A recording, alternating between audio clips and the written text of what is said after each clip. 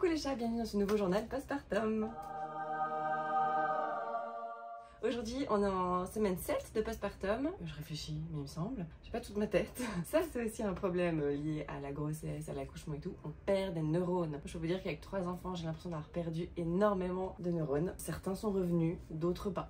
Voilà, clairement, on récupère pas très bien notre mémoire, j'ai l'impression. Mais bref, c'est pas du tout de ça que je voulais vous parler. Donc ce que je voulais vous dire, c'est que déjà, Charlize, ça va nettement mieux. On est allé voir l'ostéopathe, ça a été miraculeux. Mais vraiment, en une séance, c'était terminé. Donc tous ces pleurs qu'elle avait le soir, où elle était mal, où il fallait qu'on la tienne à la verticale, où on pouvait plus la poser, etc. Fini, terminé. J'ai refait une deuxième séance pour juste approfondir les manipulations qu'il avait fait, etc. D'ailleurs, la première séance, quand il lui avait manipulé au niveau de l'estomac, c'était tout dur, ça lui faisait mal, elle avait beaucoup pleuré. Aujourd'hui, quand on a eu la deuxième séance, rien du tout. Elle était très calme, elle était juste un peu...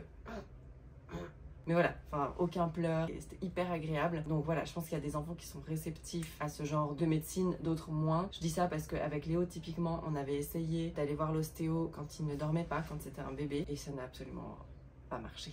Voilà, donc lui typiquement il n'avait pas été réceptif. Mais voilà, Charlize, ça a vraiment été hyper efficace. Je pense qu'il y a de ça. Peut-être que moi, inconsciemment, j'ai aussi fait attention à certaines choses, peut-être à ce que je mangeais. Pourtant, je fais attention depuis le début, donc non, je pense pas que ce soit ça. Non, je pense que vraiment l'ostéopathe a réglé un problème. Donc c'est cool, je suis très contente. Et elle va très bien, elle va très bien. Là, on part dans une semaine aux États-Unis. On va partir, donc on fera une semaine sur la côte Est et ensuite 3 semaines en Californie, comme ça on peut la présenter un peu à tout le monde. Je commence un petit peu à angoisser du voyage, pas vraiment pour le côté avion. En fait ça m'angoisse pas parce qu'en fait elle dort tellement à cet âge-là encore que c'est hyper facile de voyager avec un si petit bébé. Là où ça devient vraiment difficile, c'est quand ils ont genre 1 an. Là ça commence à être très compliqué quand ils commencent à marcher ou à aller un petit peu partout. Là l'avion c'est...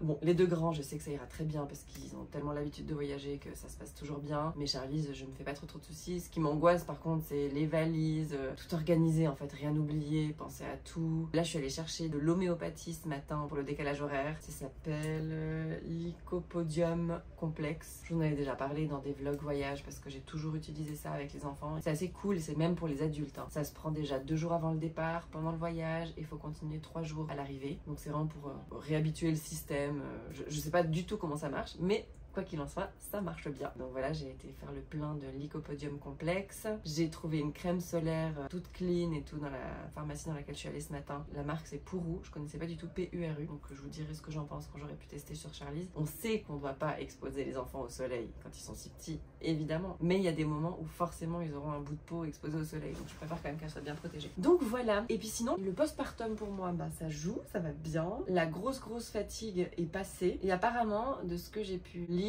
sur Instagram, ce que j'ai pu échanger avec d'autres femmes sur le sujet, c'est que la Terre était en train de vivre une espèce de tournant au niveau énergétique et que les personnes qui étaient réceptives à ça, qui étaient sensibles à ça, étaient extrêmement fatiguées la semaine dernière. C'est pour ça que je vous disais que j'étais tellement éclatée, que j'étais tellement fatiguée. Apparemment c'était lié à ça, parce que là ça va beaucoup mieux en tout cas. Et puis en plus, voilà, les nuits se passent bien, je me mets pas la pression, donc ça va. Je le vis bien là actuellement. La fatigue c'est pas du tout un problème, ça va. Et en plus c'est les vacances, maintenant les enfants sont en vacances, donc on n'a pas de rythme, donc on est cool. Donc même si j'ai les 3 enfants avec moi tout le temps et je suis assez seule avec eux, et bien j'arrive quand même à gérer parce que j'ai pas la pression de me dire il faut qu'à telle heure on soit là, qu'à telle heure on fasse ci, il y a le cours de machin à telle heure, enfin voilà, donc c'est cool, c'est le rythme tranquille. Léo est malade, il finit là d'être malade, il a eu une angine pendant quelques jours, donc on n'est pas beaucoup sortis, donc ça rend le truc encore plus facile, c'est encore plus chill, mais bon, j'ai hâte qu'il aille bien et puis qu'on puisse faire un petit peu des trucs par ici quoi, avant de partir, et puis après les grandes vacances, j'ai trop hâte. Ah, il s'est passé un truc trop bizarre hier soir,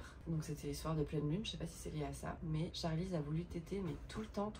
Ça ressemblait pas à un pic, elle était un peu énervée, mais je voyais qu'en fait elle avait faim, elle avait tout le temps la dalle, et je me suis rendu compte que j'avais pas beaucoup de lait, et je me suis rendu compte aussi, en fait j'avais quasiment pas bu de la journée d'eau. J'avais bu un café le matin, j'avais bu un petit peu d'eau, j'ai bu un coca, enfin des trucs en plus pas hyper bien, mais ouais, j'ai pas bu autant d'eau que d'habitude, donc maintenant je me mets vraiment la rigueur de boire au moins 1,5 litre, 2 litres. Faudrait même boire 2 litres et demi d'eau parce que entre la chaleur et l'allaitement, j'élimine beaucoup. Donc il faut vraiment que je m'hydrate beaucoup plus. Et hier, quand je me suis rendu compte qu'en fait, j'avais pas bu de la journée, je me suis dit, bah voilà, c'est pour ça, j'ai plus de lait. Et donc hier soir, elle était toute énervée. Elle arrivait pas à être rassasiée. Donc à un moment, elle s'est quand même endormie. Au bout d'un moment, à force de téter un peu dans le vide, quoi. Donc j'ai pu la poser. C'était vers 10h. Et elle s'est de nouveau réveillée à 10h30. J'ai dit à Connor, je dis, écoute, je vais même pas la prendre moi parce que sinon elle va sentir le lait, ça va de nouveau l'énerver. Va la prendre toi, tu la berces un moment. Moi, je vais me coucher. Je pense qu'il faut que je dorme, il faut que je recharge les batteries pour pouvoir refaire du lait, quoi. Parce que mon corps, il avait pas suivi. Et donc, du coup, c'est ce qu'on a fait. Il est parti chercher Charlize. Il a marché un peu avec elle pour la réendormir. Moi, en attendant, je me suis couchée. Je me suis endormie tout de suite. Je sais pas ce qui s'est passé. Parce que du coup, je me suis réveillée à 4h du mat quand elle s'est réveillée pour téter. Et je me suis dit, oh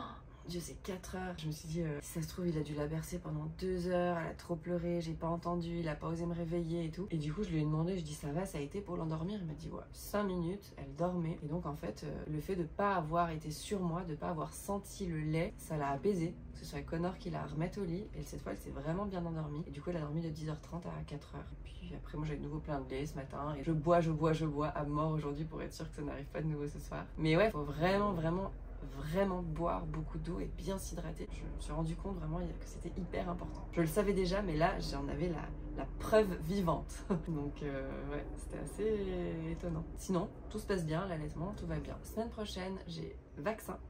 Les premiers vaccins de Charlize.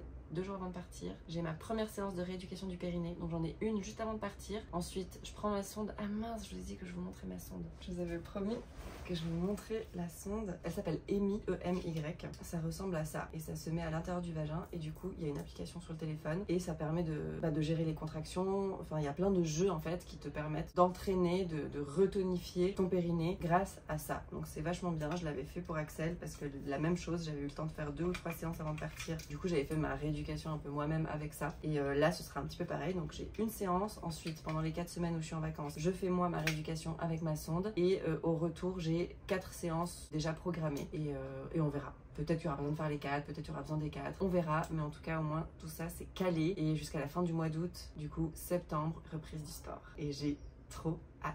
C'est tout pour aujourd'hui, je vous souhaite une très belle journée et je vous dis à la semaine prochaine pour un nouveau journal. Bye.